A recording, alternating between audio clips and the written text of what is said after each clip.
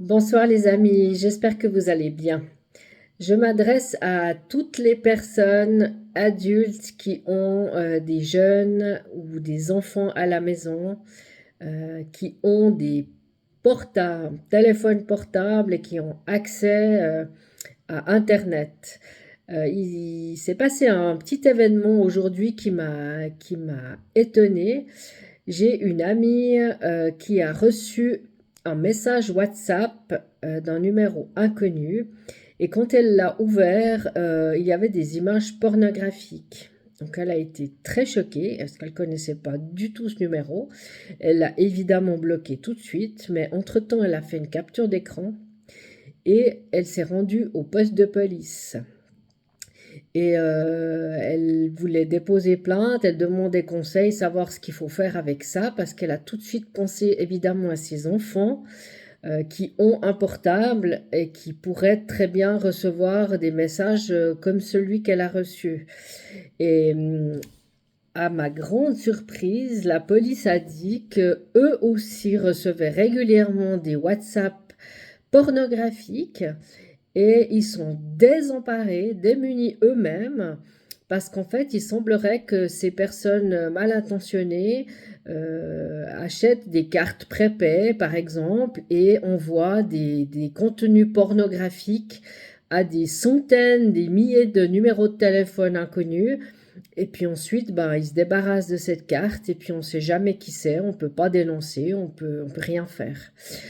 Donc, chers parents, c'est pas très rassurant ce que je vais vous dire, mais comme quoi, même si vous essayez de bloquer Internet sur l'ordinateur ou vous bloquez les sites Internet de plus de 18 ans sur les portables de vos enfants, malheureusement, ils sont exposés à recevoir ces messages par WhatsApp ou une autre messagerie.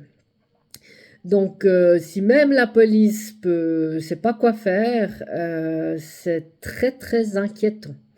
Donc, le conseil du policier, c'était d'apprendre à votre enfant à ne pas répondre à des numéros inconnus.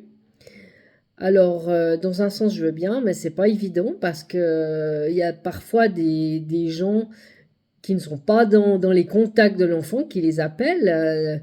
Tout comme moi, ça peut m'arriver.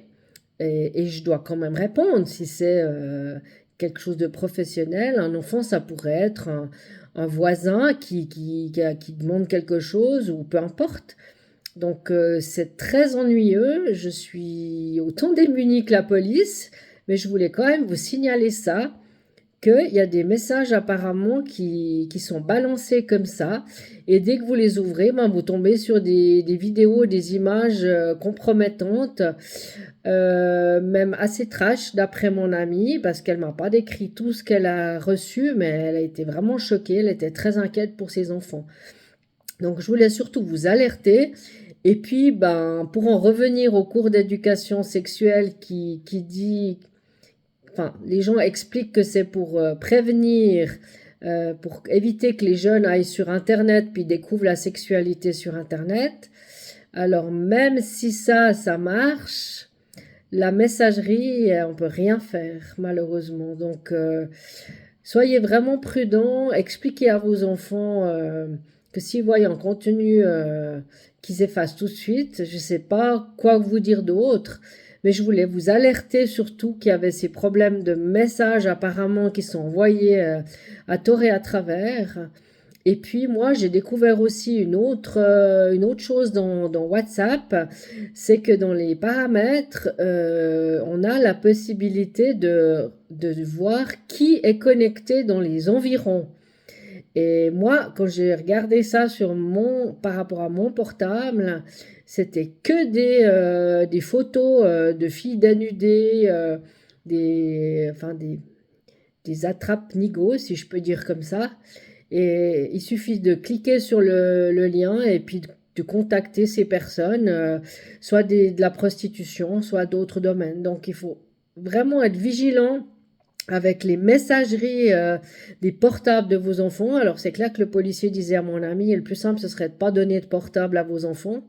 Mais quand ce sont des adolescents, c'est très compliqué à l'heure actuelle de dire à son adolescent, je te prends ton portable, c'est fini, terminé.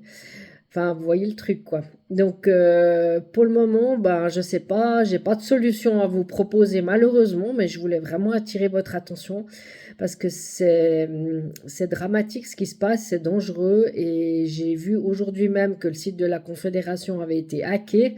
Donc, c'est pour vous dire, si le site de la Confédération se fait hacker, vous imaginez bien que les téléphones portables de vos enfants ben, peuvent aussi recevoir, être hackés ou même recevoir des messages mal intentionnés. Donc voilà, je voulais juste attirer votre attention. Je vous dis, cache pas que ça m'inquiète énormément. Et donc voilà, on a beau essayer de faire tout pour protéger nos enfants. On a beau dire, certaines personnes ont beau me dire que les cours d'éducation sexuelle sont mieux que le fait qu'ils découvrent tout sur Internet. Eh ben, malgré tout, avec les messages, ils peuvent recevoir tout le temps des messages avec des images et des vidéos vraiment compromettantes. Donc, si c'est possible, avertissez-les, qu'ils fassent des captures d'écran à la limite et puis qu'ils vous les montrent et puis que vous alliez les dénoncer ou déposer plainte contre la personne X, parce qu'on n'a pas le nom de cette personne. Mais apparemment, en tout cas, le poste de police ne savait pas quoi faire, que conseiller à mon ami. La prochaine étape, elle pensait aller à la gendarmerie et la police cantonale pour voir ce qu'elle peut faire. Il existe un site où on peut signaler les problèmes, enfin tout ce qui concerne la cybercriminalité, mais pour le moment, j'ai pas trop de pistes. Donc voilà, soyez vigilants et puis bah voilà, on fait ce qu'on peut. Donc, si vous avez des infos ou bien des conseils ou des témoignages de votre expérience, c'est très volontiers que je vous lirai. Alors voilà, je vous souhaite une belle soirée et à bientôt. Au revoir.